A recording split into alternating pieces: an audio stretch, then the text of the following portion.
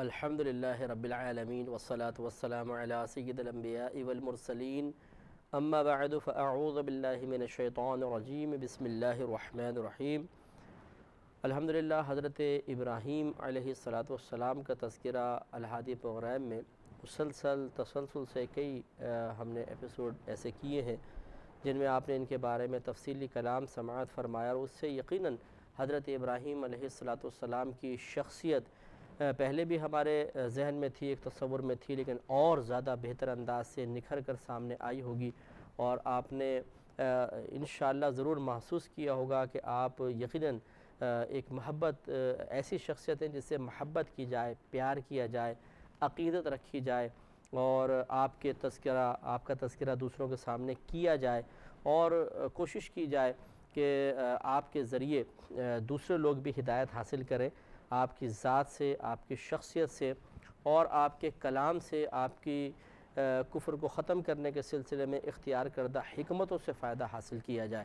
تو ابھی جو ہم آیات سورۃ الشعراء کی عرض کر رہے تھے، اس میں بھی حضرت ابراہیم علیہ السلام نے بڑی حکمت کے ساتھ ایسے لوگوں کو دین کی طرف بلانا چاہا کہ جو دین کی راہ سے بہت ہٹے ہوئے تھے، اور اپنے آباء و اجداد کے اعمال کو اپنے لیے بطور دلیل بناتے تھے، بلکہ بطور دلیل پیش کیا کرتے تھے، اپنے حق ہونے پر بطور دلیل پیش کیا کرتے تھے۔ لیکن ابراہیم علیہ السلام نے حکمت سے ثابت فرمایا کہ جو کچھ تم سوچ رہے ہو وہ غلط ہے، آباء و اجداد کا کسی چیز پر قائم رہنا اس کے حق ہونے کی دلیل نہیں ہے، بلکہ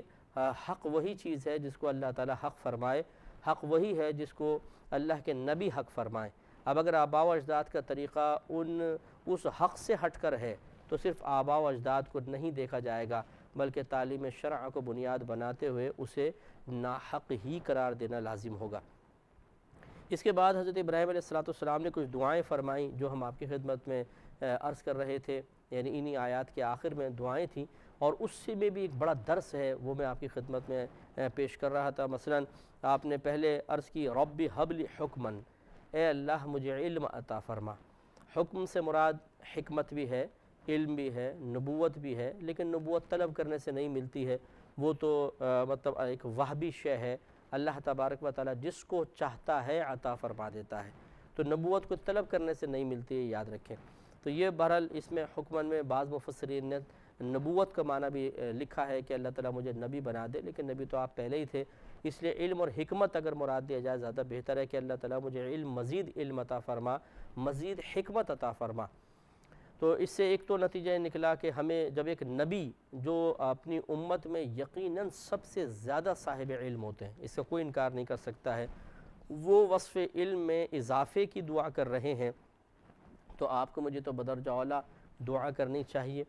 تو اس لیے ہمیں کوشش بھی کرنی چاہیے اور دعا بھی کرنی چاہیے۔ یہ نہیں کہ دنیاوی علوم کے لیے تو کوشش اور دینی علوم کے لیے فقط دعا،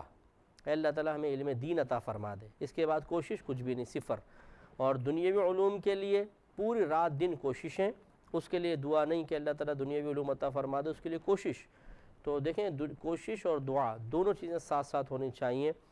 صرف کوشش سے سب کچھ مل جائے ضروری نہیں، صرف دعا سے سب کچھ مل جائے ضروری نہیں، یہ اللہ کے کرم پر موقوف ہے، لیکن ہمیں دعا اور کوشش دونوں کے کرنے کا حکم دیا گیا ہے۔ لہٰذا اللہ تعالیٰ کی بارگاہ میں دعا بھی کریں کہ اللہ تعالیٰ ہمیں بھی علم دین کی دولت سے مالا مال فرما دے، اور اس کے لیے عملی کوشش کریں، اس لیے کہ یہ ایک ایسی نعمت ہے کہ آپ غور فرمائیں کہ خود نبی کریم صلی اللہ علیہ وسلم نے، جو کہ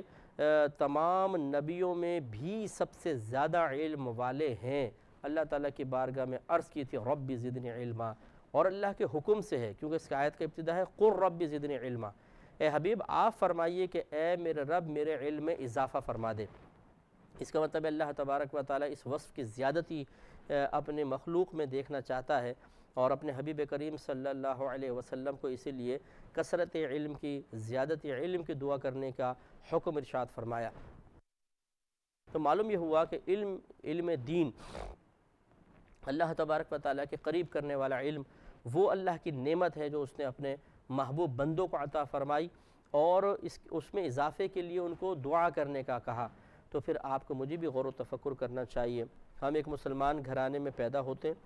لیکن علم دین بہت کم ہوتا ہے، بس قرآن ناظرہ پڑھ لیا، بعض حفظ کر لیتے ہیں، اس کے بعد تھوڑے بہت مطلب وضو غسل کے مسائل سیکھ لیتے ہیں، وہ بھی جب کوئی سکھائے تو،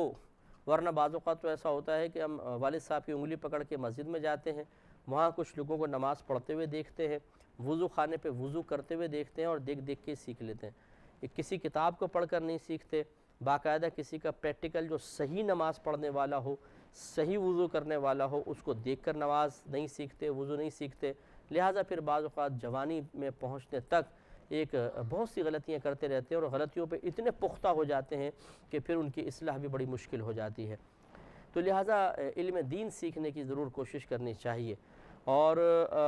معذرت کے ساتھ بعض اوقات ہم بچیوں کو مسائل سکھاتے ہیں، مثال کے طور پہ عموماً والدہ سکھاتی ہیں جو بچیوں کے متعلقہ مسائل ہوتے ہیں۔ ایک تو ہے کہ چلیں جی گھر بار کے چلانے کے مسائل ہیں، کھانا پکانے، سلائی و کڑھائی کے، ایک ہوتے ہیں جیسے حیض و نفاس وغیرہ کے مسائل ہیں، تو یہ مائیں سکھاتی ہیں، عموماً بچیوں کو ابتداءً بتاتی ہیں۔ اب وہ ماں جس نے خود حیض و نفاس کے مسائل کبھی بھی نہیں پڑھے، وہ اپنی بچی کو صحیح مسئلہ کیسے سکھائے گی؟ لہٰذا ہزارہا ایسے، میں تو چونکہ اس فیلڈ میں ہوں اور عرصہ دراز سے الحمدللہ بعطائے الہی میں مسائل سکھاتا بھی ہوں، بتاتا ہوں، میل کے تھرو بتاتا ہوں، میسیجز میں، خطوط کے ذریعے، اور بہت سے ذرائع ہیں، لوگ ہم سے سیکھتے ہیں۔ تو ہم نے دیکھا ہے کہ ہزارہا خواتین ایسی ہیں جن کو اس کے الف بے بھی معلوم نہیں ہے، اور حالانکہ انہوں نے یقیناً اپنی والداؤں سے سیکھے ہوں گے۔ تو اس لیے ایک عورت جس کو صحیح مسئلے نہیں آتے، خالی سنی سنائی بات وہ آگے اپنی بچیوں میں منتقل کر کے ان کو صحیح عالمہ تو نہیں بنا سکتی ہے نا۔ جیسے عورتوں میں مشہور ہے کہ کسی کی ڈیلیوری ہوتی ہے عورت کی تو بولتی ہے 40 دن تک عورت ناپاک ہے۔ اچھا جی، یہ انہوں نے فتویٰ دے دیا، اب 40 دن تک وہ نہ نماز پڑھے گی، نہ کوئی روزہ رکھے گی، 40ویں دن جا کر پھر وہ نہائے گی اور پھر وہ نماز سٹارٹ کرے گی۔ حالانکہ مسئلہ یہ نہیں ہے، مسئلہ یہ ہے کہ عورت جب ڈیلیوری ہوتی ہے، بچہ پیدا ہوتا ہے، اس کے بعد 40 روز تک ناپاک ہو سکتی ہے، ہوتی ہے ایک الگ چیز ہے، ہو سکتی ہے، پھر 40 کے بعد وہ پاک ہو ہی جاتی ہے۔ لیکن یہ بھی ہو سکتا ہے کہ 40 دن سے پہلے پاک ہو جائے۔ لہٰذا علماء نے لکھا ہے کہ مثال کے طور پہ بچے کی پیدائش کے بعد، مثال کے طور پہ 7 دن میں خون بالکل بند ہو گیا، اب بلڈ نہیں آ رہا، ان پہ فرض ہے کہ یہ غسل کریں گی اور نمازیں سٹارٹ کر دیں گی، گویا کہ پاک ہو گئی۔ اب اگر 40 روز کے اندر اندر دوبارہ بلڈ آتا ہے تو پھر اس کا مطلب ہے درمیان کے سارے دن بھی نفاس میں شمار ہوں گے، لیکن اگر نہیں آتا، ایک ہفتے آیا بند ہو گیا اور پھر 40 روز تک آئے ہی نہیں، تو بس یہ گویا کہ ایک ہفتے کے اندر پاک تھی۔ یہ خیال غلط ہے کہ عورت 40 دن تک پاک ہوتی ہی نہیں ہے، میں نے آپ کو بتایا یہ غلط ہے، 40 دن سے پہلے بھی پاک ہو سکتی ہے،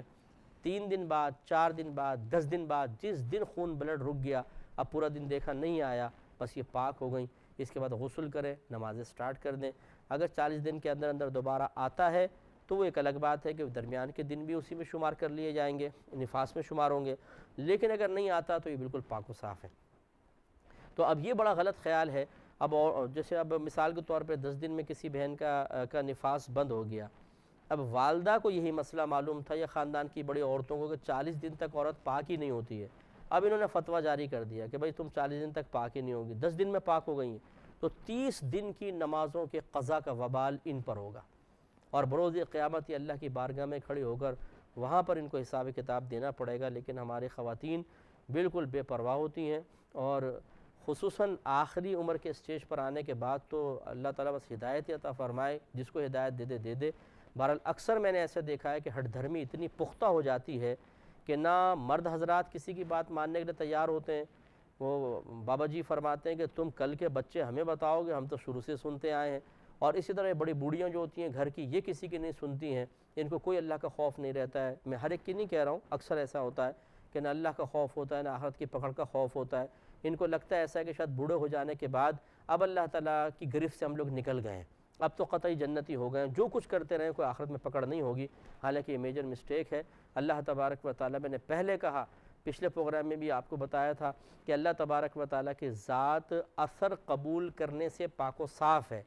وہ اثر قبول نہیں کرتا ہے۔ اگر اثر قبول کرتا تو کوئی بے دردی کی موت نہ مارا جاتا، کوئی تڑپ تڑپ کے نہ مرتا، بلکہ اللہ تعالیٰ قدرت رکھتا ہے، سب کو اچھی آسان موتیں دیتا، کیوں؟ تڑپ کر مرتا ہوا تو انسان کسی کو نہیں دیکھ سکتا، دشمن کو نہیں دیکھ سکتا، دل لرز جاتا ہے کیونکہ ہماری طبیعت اثر قبول کر رہی ہوتی ہے، لیکن اللہ تبارک و تعالیٰ کی ذات بالکل بے نیاز ہے، وہ کسی کا اثر قبول نہیں کرتی۔ تو یہ نہیں کہ کوئی بوڑھا سامنے آئے گا اور خطائیں کر رہا ہے تو اللہ تعالیٰ اس کے بوڑھے پن سے متاثر ہو جائے گا، اس کی طبیعت ایک اثر قبول کرے گی اور وہ عفو درگزر کے پروانے جاری کر دے گا۔ اس خوش فہمی سے باہر نکل جائیے، ایسا نہیں ہوگا۔ اللہ تبارک و تعالیٰ مطلب بالغ کی، جو جوان بالکل بالغ ہوا اس کی بھی پکڑ کرے گا، ادھیڑ عمر کی بھی پکڑ کر سکتا ہے اور بوڑھوں کی بھی پکڑ کر سکتا ہے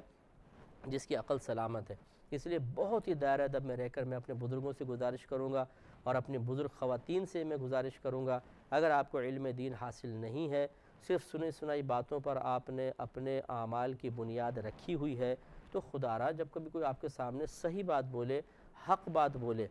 اب اگر آپ کو نہیں پتا تو کم از کم اس کا رد فوراً نہ کریں۔ یہ نہ کہیں کہ یہ کہاں سے لے آئے، بس یہ الٹی سیدھی باتیں معاذ اللہ، اور یہ اپنے پاس سے نئی شریعت گھڑ دی ہے۔ ہو سکتا ہے آپ نے غلط سنا اور یہ صحیح کہہ رہے ہوں،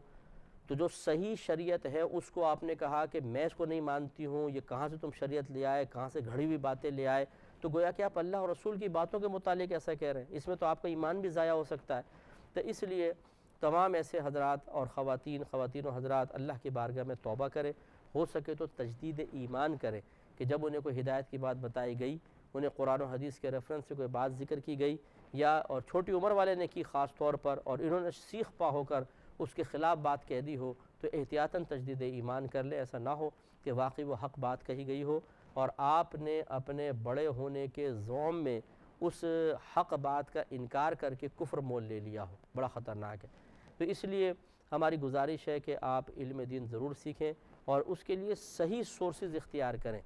نیٹ کے اوپر بھی بہت سے لوگ علم سیکھتے ہیں، دیکھیں نیٹ پہ ہر قسم کے لوگ ہوتے ہیں، اور نیٹ پہ اگر مطلب بعض اوقات تو ایسے الٹے سیدھے لوگ بھی بیٹھ جاتے ہیں، آپ کو کیا پتہ کوئی عالم ہے یا نہیں ہے۔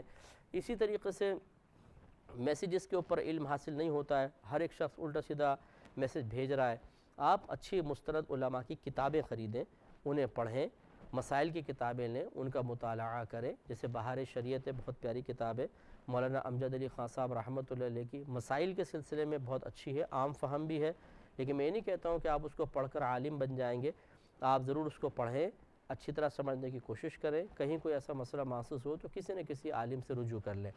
یہ ضروری نہیں کہ آپ مجھ سے رجوع کریں، بعض اوقات میں اس طرح ترغیب دیتا ہوں، پھر کوئی مجھے کال کرتا ہے، میں ٹائم نہیں دے پاتا ہوں، تو وہ کہتے ہیں کہ جی آپ نے خود تو ہمارے اندر علم کی پیاس کو مطلب بھڑکایا ہے یا علم کی شمع روشن کی ہے، علم کے سیکھنے کے جذبہ آپ نے بیدار کیا، اور خود آپ ٹائم نہیں دیتے۔ بھائی ہم کس کس کو ٹائم دیں گے؟ آپ خود سوچئے، ہماری اپنی پرسنل لائف بھی ہے، بیوی بچے ہیں، کاروبار ہے اور دیگر ڈیوٹیز ہیں، اکیڈمیز ہم چلا رہے ہیں، میل کے جواب دینے ہوتے ہیں، فتووں کے جواب دینے ہوتے ہیں، اس میں مطلب اب ترغیب دینے کا مطلب تو یہ تو نہیں ہے کہ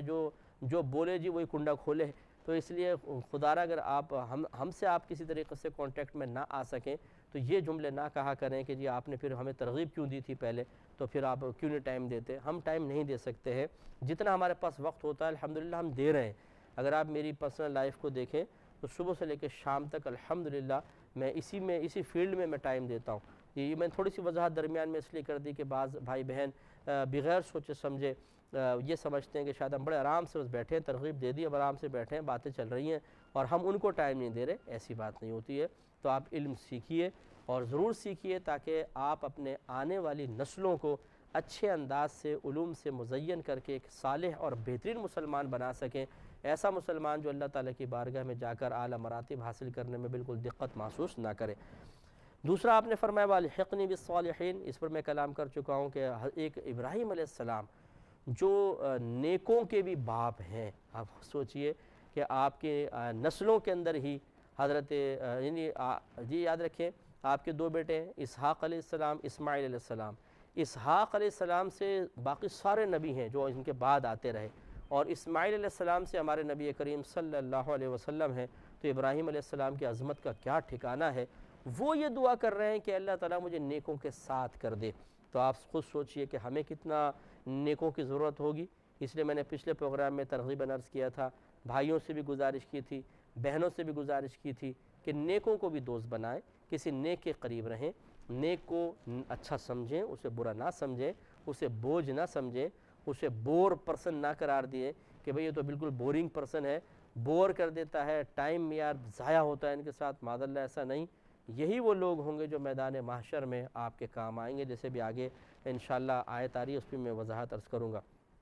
مزید آپ نے دعا کی وَاجْعَلْ لِي لِسَانَ صِدْقٍ فِي الْآخِرِينَ، اے اللہ تبارک و تعالی میرے لیے صدق کی زبان مقرر فرما دے بعد میں آنے والوں میں، جو بعد میں آ رہے ہیں ان میں۔ یہ اس کی ترجمہ جو محاورہ بنتا ہے وہ یہ ہے، لسان صدق سے مراد ہے سچی ناموری، کہ مجھے مطلب یہ کہ تو ان کے درمیان مقبول بنا دے، وہ لوگ جائز اور سچی میری تعریف کریں، مجھے ایسا بنا دے کہ کوئی میری برائی نہ کرے۔ تو یہ اصل میں کوئی معاذ اللہ کوئی اپنے آپ کو شہرت کی تمنا نہیں ہو رہی ہے، بلکہ آپ تھوڑا سا اس کے اندر ایک پوشیدہ جو نکتہ ہے اس کو سمجھنے کی کوشش کریں۔ گویا کہ آپ یہ عرض کر رہے ہیں یا رب کریم مجھ میں کبھی کوئی ایسا عیب پیدا نہ ہو کہ بعد میں آنے والے میری اس غلطی کی، اس عیب کی نشاندہی کرتے نظر آئیں کہ دیکھو ابراہیم علیہ السلام میں ایسی چیز تھی، ایسی برائی تھی، معاذ اللہ۔ اتنا مجھے اچھا بنا دے، ایسا مجھے عیبوں سے پاک و صاف بنا دے، ایسا اپنا پاکیزہ بندہ بنا لے کہ بعد میں جو میرا تذکرہ کرے اسے کوئی میری برائی نظر نہ آئے، وہ صرف اچھائی کے ذریعے میرا تذکرہ کرے، برائی کے ذریعے نہ کرے۔ تو اس میں کوئی شہرت کی تمنا نہیں ہے، اس میں کوئی لوگوں کے درمیان معروف ہونے کی ہو کر اپنے تسکین نفس کا سامان کرنے کا کوئی